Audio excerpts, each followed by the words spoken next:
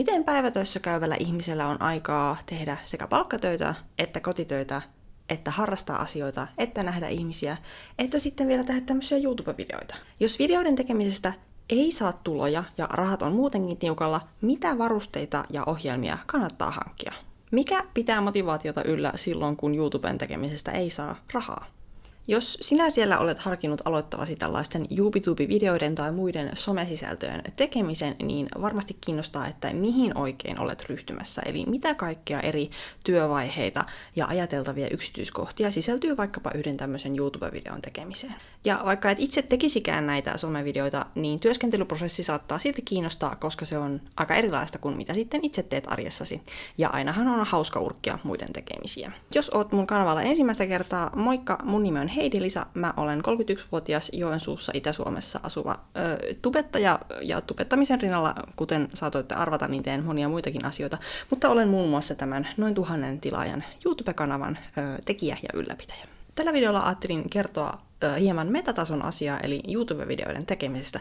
Miten minä itse teen videoita tälle nimenomaiselle YouTube-kanavalle, mitä kaikkia työvaiheita tämä prosessi pitää sisällään, ja mikä pitää motivaatiota yllä silloin, kun tosiaan kanava on vielä sen verran pieni, että varsinaisia rahallisia tuloja tästä videoiden tekemisestä ei saa.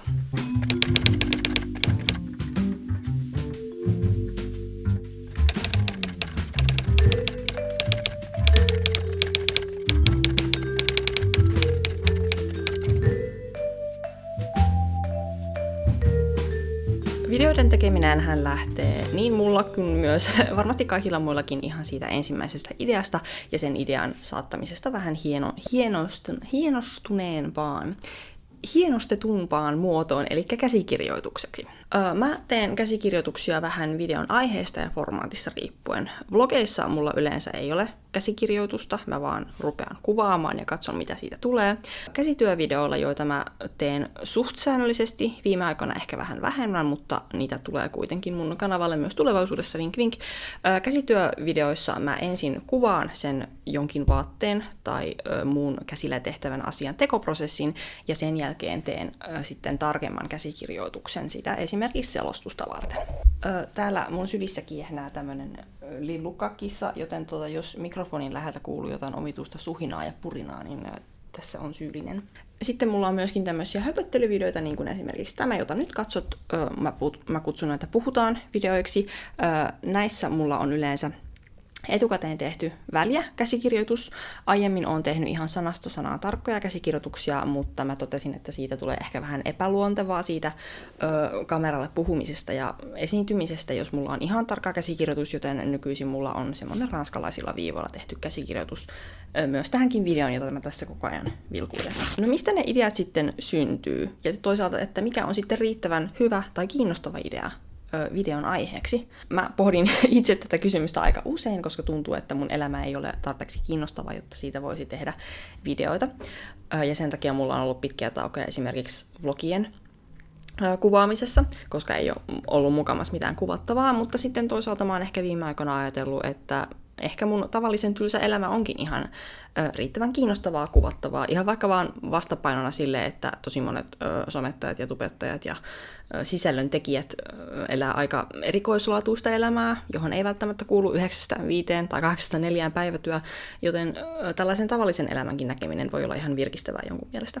Motivaatiota videon tekoon on välillä vähän vaikea kaivaa, koska tosiaan elämässä on muitakin kiireitä ja mulla on hirveästi asioita, mitä mä haluan harrastaa ja tehdä elämässä muutenkin YouTuben ulkopuolella, joten välillä se vähän takkuilee se ideointi ja koko tämä videon tekoprosessi, mutta yleensä kun mä saan jonkun hyvän idean ja luon siitä jonkinlaisen käsikseen, niin sitten se niin kuin pyörä alkaa siitä pyöriä ja mulle tuleekin ihan niin kuin, oikein hyvä fiilis siitä videon tekemisestä ja olen jopa ehkä innoissani lähdössä kuvaamaan jonkinlaista videota.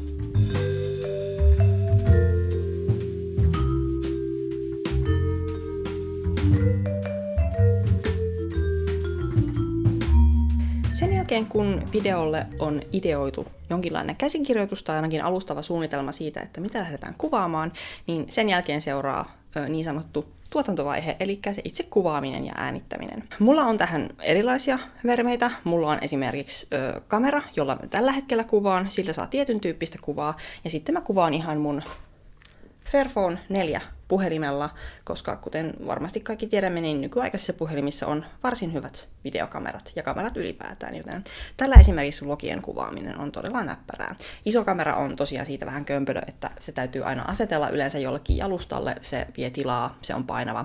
Vähän vaikea kuljettaa sitä, ja lisäksi jos kuvaa vaikka just vlogia jossain julkisella paikalla, niin semmoinen iso kamera kiinnittää niin kuin enemmän ihmisten huomion, ja mua aina jännittää julkisella paikalla kuvaaminen, joten mitä vähemmän ihmiset niin kuin kiinnittää muun huomiota niissä tilanteissa, niin sen parempi. Tosiaan mulla on erilaisia jalustoja, oikeastaan 2 kappaletta jalustoja, isompi jalusta, siitä sitten semmoinen pöytäjalusta, johon mä tuon mun järjestelmäkameran kiinnitän. Lisäksi mulla on mikrofoni, tämmönen pöydällä seisova malli ja muita yleisiä kameratarvikkeita. Videoiden tekeminen hän ei ole välttämättä mitään välineurheilua. Yleinen neuvo kaikille aloittaville YouTube-tekijöille on se, että aloita puhelimella ennen kuin investoit mihinkään erilliseen kameraan. Toki jos se erillinen kamera löytyy, niin hyvä. Mulla esimerkiksi silloin, kun mä aloitin, oli vielä semmoinen tavallaan pokkarikamera, digikamera, mikä oli aika kätevän kokoinen. Mä aloitin videoiden kuvaamisen sillä, mutta sitten kun se kamera pikkuhiljaa käytön myötä rupesi hajoamaan ja huomasin, että siinä ei ehkä niin kuin laatukaan ole videolla niin hyvä kuin mitä haluaisin, niin sitten investoin järjestelmäkameraan, jolla tällä hetkellä kuvaan. Ja mulla on myös niin kuin ajatus, että jossain vaiheessa ehkä tästä nykyisestäkin järjestelmäkamerasta siirryn sitten eteenpäin, mutta koska se sitten tapahtuu, niin en vielä tiedä. Ei kannata aloittaa sillä ajatuksella, että ensin pitää hankkia kalliit välineet ja vasta sen jälkeen voi ruveta kuvaamaan, koska se niin kuin, tärkeintä on se idea ja se, mitä sä oikeasti teet siinä kameran edessä, eikä se, niin kuin se kamera itsessään tai ne välineet, millä sä kuvaat. Erillistä mikrofoniakaan ei välttämättä tarvitse, jos vaikka puhelimessa on tarpeeksi hyvä mikki. Se on ihan mielipidekysymys ja myöskin budjettikysymys, koska me emme ole rahasta tehtyjä kukaan meistä, niin aloita niillä välineillä, mitä sulla jo on.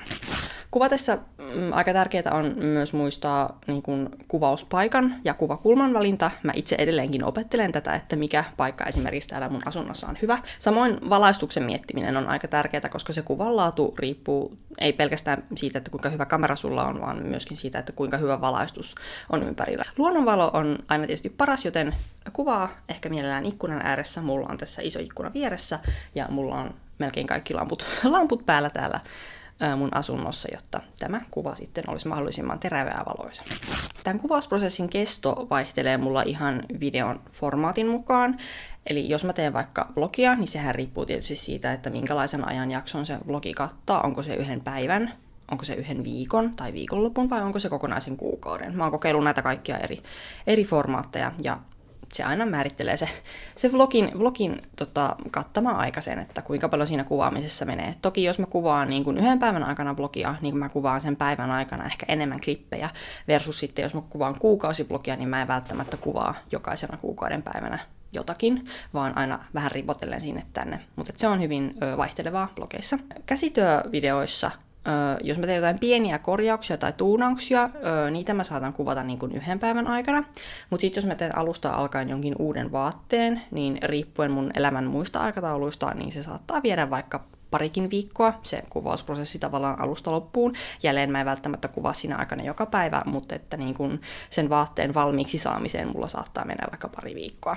Sitten taas nämä puhutaan videot ja tämmöiset käsityövideoiden puheosuudet, jos mä vaikka kuvaan kameran edessä jotakin niin kuin introhöpinää tai loppusanoja tai vastaavaa, niin ne on sitten yleensä suht nopeita, ehkä 1 tai 2 tunnin kuvaustyö, mutta se niin kuin työ siinä tunnin aikana on aika intensiivistä, että mä en niin kuin härppää mitään muuta siinä ympärillä.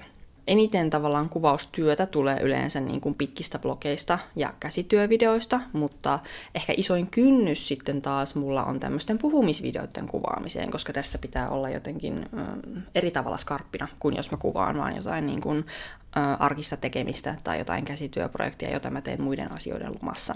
Ja myöskin sen takia, että koska mä tässä nyt höpötän ja esiinnyn kameralle, niin mun pitää olla tavallaan oikeassa mielentilassa, jotta mä saan sanoja suustani ulos ja pystyn esiintymään jotenkin sillain suht viihdyttävästi tai luonnollisesti niin, että tätä videota on esimerkiksi niin kuin siedettävää katsoa. Kuvaamisen lisäksi videoiden tuotantovaiheeseen kuuluu toki äänittäminen. Jos aloittaa vaikka puhelimella kuvaamisen, niin se äänittäminen ja kuvaaminenhän toki tapahtuu samaan aikaan, koska puhelimessa on mikrofoni. Samoin monissa digi- ja järjestelmäkameroissa on mikrofoni, mutta mutta se mikrofonin äänenlaatu ei välttämättä ole kauhean hyvä, joten senkin takia mä käytän tätä erillistä mikrofonia, kun mä vaikka kuvaan tämmöisiä höpöttelyvideoita. Voi olla lisäksi tarpeellista ihan vaan pelkästään äänittää jotakin selostusta, mikä tulee sitten sen kuvatun videomateriaalin taustalle. Tosiaan vlogeissa, kun mä kuvaan puhelimella, niin mä käytän sitä mun puhelimen mikrofonia, se on ihan riittävän hyvä.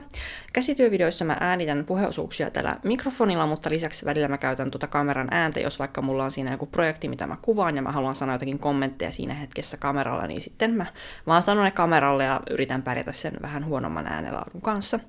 Ja sitten toki tämmöisissä höpöttelyvideoissa ja niissä esimerkiksi käsityövideoiden tai vaikka vlogiankin erillisissä selostuksissa, niin mä äänitän sitten vaan tälle mikrofonille. Testi.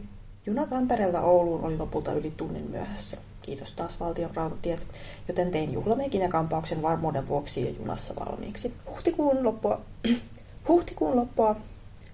Huhtikuun loppua kohti päästiin kuitenkin nauttimaan myös vähemmän talvisista kevennyksistä. Tässä vaiheessa video on kuvattu ja äänitetty, eli materiaali on niin sanotusti ainakin 95% kasassa. Sitten on aika siirtyä jälkituotantoon, eli kaikkeen siihen taikuuteen, mitä pitää harrastaa, jotta tästä kuvatusta ja äänitystä materiaalista tulee valmis julkaistavissa oleva video.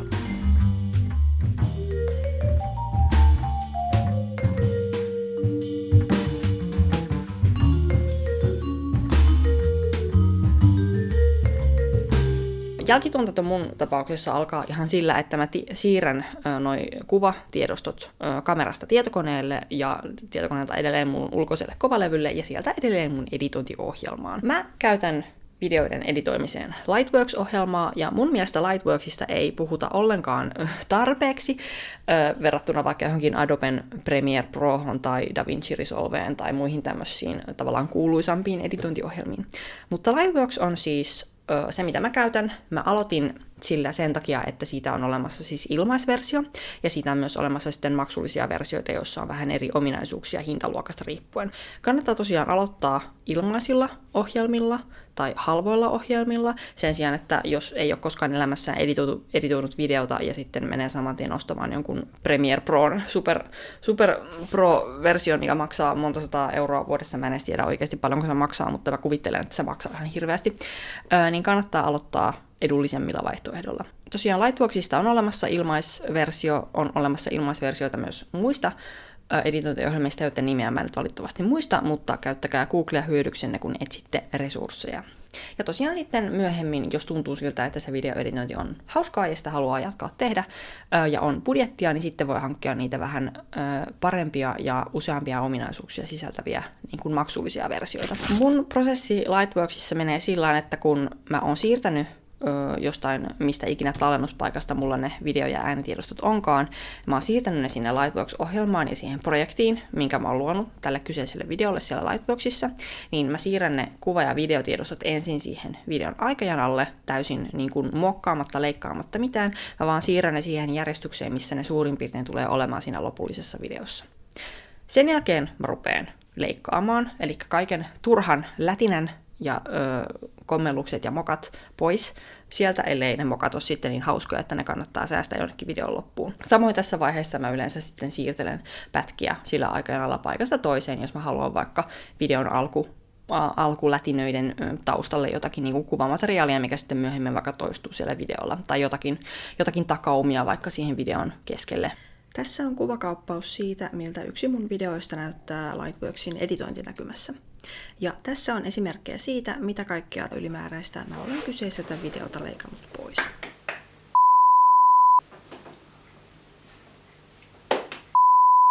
Tässä myös kuuluu hyvin, miten paljon huonommalta mun kameran mikrofoni kuulostaa tähän erilliseen pöytämikkiin verrattuna.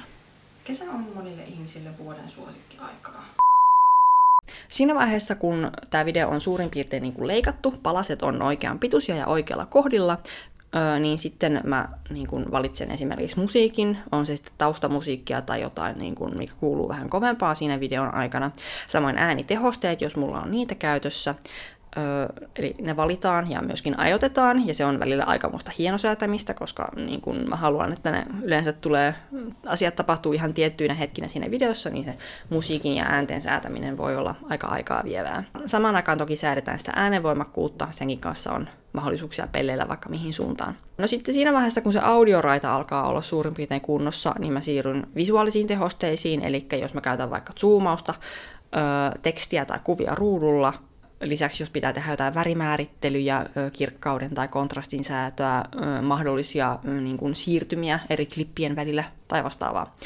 Kaikki tämmöiset tehosteet tulee sitten viimeisenä. Sen jälkeen, kun homma on siltä osin paketissa, mä katson sen videon vielä niin kuin alusta loppuun vähintään kerran läpi, että se niin kuin suurin piirtein soljuu sillä niin kuin tavallaan, että se katselukokemus on mukava. Ja niin kun yritän kuvitella itseni siihen katsojan asemaan, kun katson sen videon läpi. Ja sitten jos kaikki on ok, niin sitten mä vaan vien sen videon sieltä editointiohjelmasta omaksi tiedostokseen sitten tallennuspaikkaan koneelle tai kovalevylle.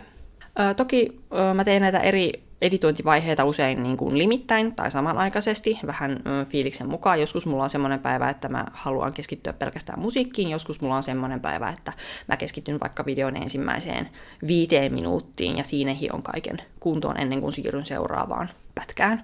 Mun editointi tapahtuu viikonloppuisin ja arki-iltaisin tai loma-aikoina, koska tosiaan mä olen ihan normaalissa päivätyössä arkipäivät, joten silloin en härppää näiden YouTube-hommien parissa yhtään mitään. Yleensä mä editoin semmosissa 1-3 tunnin pätkissä, että harvoin käytän ihan kokonaista vaikka lauantaipäivää videon editoimiseen, koska mä haluan yleensä lauantaipäivisin saada muutakin aikaan kuin pelkästään videoeditointia. Elikkä tämmöisissä pienissä pätkissä mä teen, ja sen takia sille koko editointiprosessille pitää yleensä varata se pari viikkoa ainakin aikaa. Jotkut videot syntyy huomattavasti nopeammin. Mä oon joitakin videoita editoinut parissa päivässä valmiiksi, mutta sitten taas jotkut pidemmät videot varsinkin niin saattaa viedä sitten useammankin viikon. Mutta että tässä kohtaa pitää antaa riittävästi aikaa. Tosiaan tähän semmoinen välihuomautus, jos ette ole vielä huomanneet, niin mähän julkaisen siis videoita tällä hetkellä suurin piirtein kerran kuussa. Joskus se tahti on ollut jopa pari kertaa kuussa, mutta kerran kuussa on tällä hetkellä semmoinen, mihin mä suurin piirtein voin luvata pystyväni tosiaan päivätyön ja kaikkien muiden hoidettavien asioiden ohella. Sen lisäksi, että jälkituotanto kuuluu se itse videon editointi ja valmistelu, niin siihen kuuluu myös kaikenlaista muuta härppäämistä sen videon ympärillä. Yksi semmoinen asia, mihin kaiken maailman YouTube-ohjevideot aina niin kuin meitä muistuttavat ja rohkaisevat, on siis videon otsikon ja pikkukuvan tekeminen ja hiominen. Voi tuntua siltä, että ne otsikko ja pikkukuva on vaan semmoisia pikkusilauksia, mitkä sitten tehdään ehkä vähän kiireessä lopuksi, mutta oikeastihan ne pitäisi oikeastaan tehdä jo valmiiksi. Ei nyt välttämättä valmiiksi, mutta ne ainakin pitäisi ideoida jo siinä vaiheessa, kun sitä videon kässäriä tehdään. Mä en ole ollut hirveän hyvä tässä, mutta mä oon yrittänyt parantaa tässä viime aikoina. Ihan siitä syystä, että koska otsikko ja pikkukuva on YouTubessa yleensä ne ensimmäiset asiat, mitä ihmiset näkee. Jos vaikka menee YouTuben etusivulle, niin et sä näe siellä mitään videota pyörimässä, sä näet videoiden pikkukuvat ja otsikot, ja niiden perusteella sä sitten päätät, että mitä sä rupeat katsomaan. Mä teen pikkukuvat sillä tavalla, että niiden pohjana on yleensä yksi tai useampia mun ottamia valokuvia, jonka päälle sitten saatan esimerkiksi editoida itsestäni jonkun kuvan ja tai valkoisia tehostinviivoja tai jotakin tekstiä. Tää mun pikkukuvien tekotyyli on vaihdellut mun kanavan historian aikana. Aluksi mä tosiaan en kiinnittänyt niihin ihan hirveästi huomiota, ajattelin vaan, että kunhan siinä on joku hauska, kiva, värikäs kuva, niin se riittää. Mutta sitten ihan viime aikoina mä oon ruvennut kokeilemaan semmoista reseptiä, mikä mun mielestä toimii oikein hyvin. Eli mulla on tosiaan taustakuva ja sitten kuva itsestäni siinä pikukuvassa, koska ihmiset kiinnittävät toisten ihmisten kasvoihin huomiota, niin kasvokuvat on aina hyvä juttu. Mä käytän pikkukuvan tekemiseen ihan ilmaista paint.net-nimistä kuvankäsittelyohjelmaa. Mulla ei ole Photoshopia, enkä osaa sitä käyttääkään. Ihan ilmaisohjelmilla menen. Ja lisäksi mä käytän netissä erilaisia ilmaistyökaluja, millä saa sitten kuvia editoitua tietyllä tavalla. Eli tosiaan tähän en upota yhtään rahaa, ainoastaan aikaa ja vaivaa. Tämä YouTuben suhteellisen tuore ominaisuus sisällöntuottajille, eli tämä pikkukuvien testaamisen mahdollisuus, on erittäin kiinnostava ja olen sitä hyödyntänyt ja katsonut sen hyödylliseksi. Se ominaisuus tosiaan antaa meille sisällöntuottajille siinä vaiheessa, kun me ollaan lataamassa uutta videota YouTubeen, niin antaa mahdollisuuden laittaa maksimissaan 3 eri pikkukuvavaihtoehtoa, ja sitten YouTube niin kuin satunnaisesti näyttää eri ihmisille joitakin niistä vaihtoehdoista, ja sitten laskee, että mikä niistä pikkukuvista saa ihmiset katsomaan niitä videoita eniten aikaa. Ja sitten niiden testitulosten perusteella voi itse valita, että ottaako sen pikukuvan, mikä on ollut kaikista niin kuin tavallaan tuottoisin tälle videolle, vai ottaako jonkun toisen, mistä ehkä itse pitää eniten. Otsikot tuottaa mulle edelleen suuria hankaluuksia. Musta tuntuu, että mun on tosi vaikea keksiä mitään kiinnostavia otsikoita, mikä liittyy ehkä siihen, että varsinkin blogien kohdalla mulla on vaikea niin kuin miettiä, että no mikä mun elämässä ja mun kuvaamissa asioissa on niin kiinnostavaa, että ihmiset haluaisivat katsoa niitä videoita. Mutta jonkinlainen otsikko on aina värkättävä, ja sitä voi onneksi myös myöhemmin käydä muuttamassa, jos se alkuperäinen otsikko ei vaikka toimi.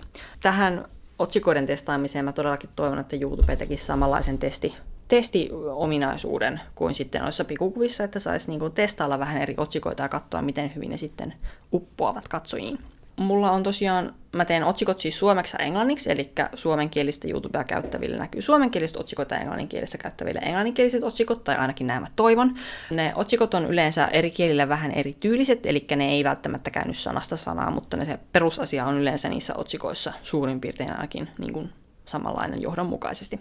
Tämä niin kuin isot kirjaimet vastaan pienet kirjaimet vastaan isot alkukirjaimet, että minkälaista kirjoitustyyliä käyttää niissä otsikoissa, sehän on toki mielipideasia. Mä itse käytän nykyään sekä niin kuin caps lockilla kirjoitettua tekstiä, että semmoista kaikki pienellä kirjaimilla tyyliä. Mutta jos ette ole aiemmin kiinnittäneet huomiota YouTube-videoiden otsikointiin, niin seuraavan kerran kun menette YouTuben etusivulle, niin voitte vaikka huviksenne katsoa, että minkälaisia eri otsikointityylejä ihmisillä on. Tämä pikukuvien ja otsikoiden hiominen on yleensä semmoinen parin tunnin työ, mutta se saattaa jakautua parille päivälle, että mä saatan esimerkiksi luonnostella otsikkoa ja pikukuvaa yhtenä päivänä ja sitten palata niihin myöhemmin, kun olen vähän joitakin öitä nukkunut ja pohtinut asiaa. Lisäksi iso osa mun videoiden jälkituotantoa on tekstittäminen, josta mä puhuin myöskin tässä alkuvuodesta julkaisemallani videolla, jossa puhuin vähän enemmän metatason asiaa YouTuben tekemisestä ja mun kanavan menestymisestä tai sen puutteesta, mutta tekstittäminen on tosiaan iso asia ja siihen menee paljon aikaa. Mä yleensä puhun videoilla suomea, joten mä tekstitän nämä videot ensin suomeksi tällaisessa Aegisup-ilmaisohjelmassa useammassa erässä useamman päivän aikana, koska varsinkin pitkien videoiden tekstittäminen on todella puuduttavaa. Lisäksi mä teen käännöstekstitykset sitten englanniksi YouTubessa ja hyödynnän siellä tätä automaattista käännöstä, minkä YouTuben tekoäly osaa sitten tehdä. Toki nämä käännökset pitää sitten käydä manuaalisesti tarkistamassa, koska suomi ei vielä käänny tekoälyllä englanniksi hirveän hyvin, ja varsinkin jos puhuu niin kuin, käyttää murresanoja tai slangisanoja tai puhuu vähän hassuin sanankääntein, niin sitten se englanninkielen käännös voi olla ihan mitä sattuu, eli se pitää käydä sitten manuaalisesti tarkistamassa, mutta tähän käännöstekstityksen tarkistamiseen ja korjaamiseen kuluu kyllä huomattavasti vähemmän aikaa kuin sen itse puhutun kielen tekstittämiseen. Sitten kun video on saatu valmiiksi, se on tekstitetty, sille on valittu pikukuva ja otsikko, tai ainakin jonkinlainen luonnos sellaisesta, niin sitten se pitää viedä tänne YouTuben studioon. YouTube Studio on siis tämä sisällöntuottajille näkyvä puoli YouTubea. Se ei näy tavallisille käyttäjille, mutta sitten jos on YouTubessa tili ja sille tilille, eli kanavalle lataa videoita, niin sitten tämä studio ihmisille siellä näkyy. Eli siellä studiossa se tavallaan YouTube käsittelee sen videotiedoston. Me, jotka niitä videoita teemme, niin täytetään sitten niin kuin just otsikkotiedot, pikkukuvat, erilaiset metatiedot, kuvaukset, kaikki erilaiset valinnat ja täpät, mitä siellä saa valittua. Ja toki se itse videon julkaisu tehdään myös sitten tässä samalla siellä YouTubessa. Sen voi tehdä saman tien tai sitten videon voi ajastaa myöhemmälle ajalle. Mä oon käyttänyt molempia vaihtoehtoja vähän riippuen siitä, että millä aikataululla mä saan videoita valmiiksi ja millä aikataululla mä haluan saada niitä sitten ulos.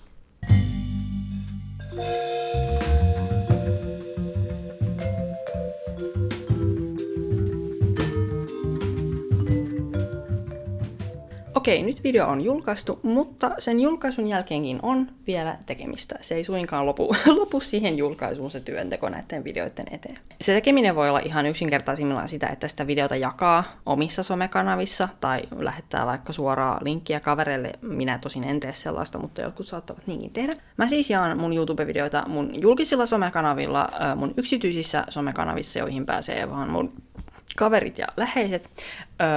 Ja lisäksi teen mahdollisesti vaikka Instagramin jonkin tarinan tai julkaisun siitä videosta, että hei, julkaisin tällaisen, käykääpä katsomassa.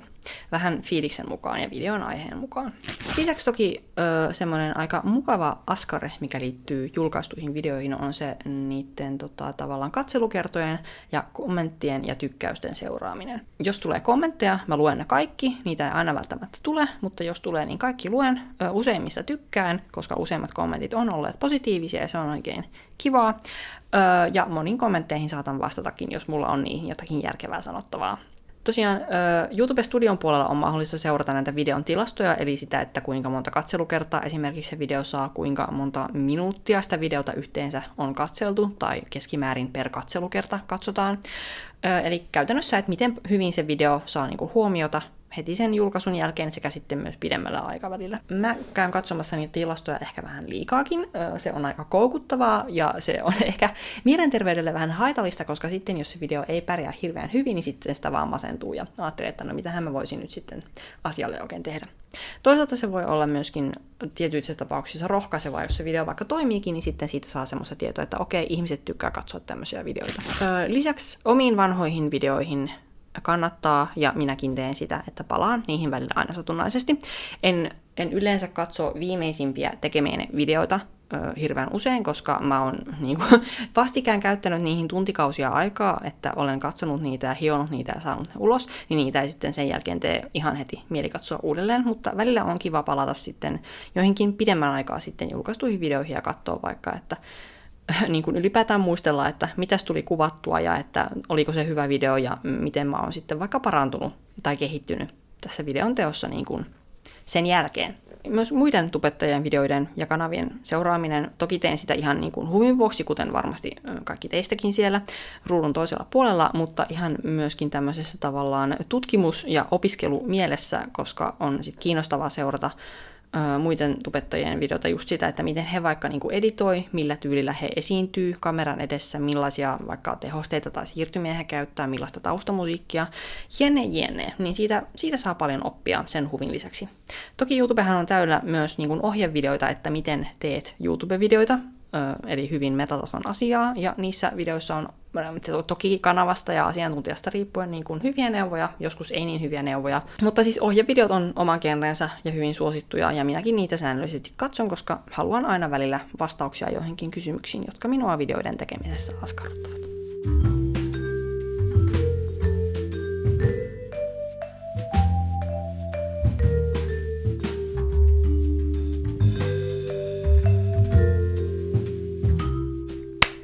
Näin. Siinä oli hirveän paljon höpinää YouTube-videoiden tekemisestä ja siitä, miten mä henkilökohtaisesti olen asennoitunut tähän videoiden tekemiseen. Toivottavasti sait tästä jotakin itsellesi, joko hyödyllistä tietoa tai sitten ihan vaan niin kuin hupia, kun katselet, kun minä toikkaroin täällä ja varmasti teen niin kuin asioita aivan päin puuta välillä. Mutta joka tapauksessa. Ja jos olet harkinnut itse aloittavasi somevideoiden tekeminen, niin kannustan siihen totta kai. Tämä on oikein hauskaa ja kehittävää puuhaa. Itse tykkään videoiden tekemisessä eniten siitä, että tässä voi koko ajan kehittyä. Silloin kun mä aloitin, niin mä en todellakaan siis ollut yhtään videota elämässäni editoinut. Ja se on oikeastaan niin kuin tämä hauskin puoli tässä hommassa, että on voinut kehittyä siinä, opiskella uusia taitoja. Ja toki sitten se on kivaa, että niistä videoista tulee joskus ihan hyvää palautetta ja ihmiset niitä katsovat. Mun kanava on tosiaan aika pieni ja mun videot keskimäärin saa hyvin vähän katselukertoja, ehkä 200 katselukertaa per uusi video. Eli ei todellakaan mitään hurjaa trafiikkia, joten mä en voi tehdä tätä hommaa sen takia, että haluaisin suosiota tai huomiota, koska sitä hyvin vähän tulee. Oikeastaan ehkä semmoisena neuvona aloitteleville tubettajille, että ei kannata lähteä tekemään somea tai YouTube-videoita varsinkaan sen takia, että haluaa niin kuin just suosiota tai rahaa varsinkaan, koska tämä on yleensä hyvin pitkä tie useimmille tubettajille saada niin kuin kanava niin isoksi, että siitä voisi jotakin niin kuin ansaita. Useimmat meistä puhutavat vaan tämmöisten pienten piirien kanavana. Jos tästä videoiden tekemishommasta ei niin kuin lähtökohtaisesti tykkää, niin sitä ei kannata lähteä tekemään sen takia, että kuvittelee sillä rikastuvansa. Mutta jos on kiinnostunut videoiden tekemisestä ja editoimisesta ja tämmöisestä luovasta piipertelystä, niin ehdottomasti suosittelen. Tämä on hauskaa puuhaa hyvin palkitsevaa omalla tavallaan. Toisaalta välillä vähän raskasta ja on vaikea välillä löytää motivaatiota riippuen siitä, että mitä kaikkea muuta elämässä on meneillään. Mutta kuitenkin tavallaan nettosumma on positiivisen puolella. Olisi kiva, jos jättäisit videolle jonkin kommentin tai vaikka peukun tai alapeukunkin saa jättää. Kiitos kun katsoit tänne asti ja ensi kertaan. Mahdollisesti teen... Kiitos kun pidät meteliä kun kuvaan tässä videota. Hän haluaa vain huomiota.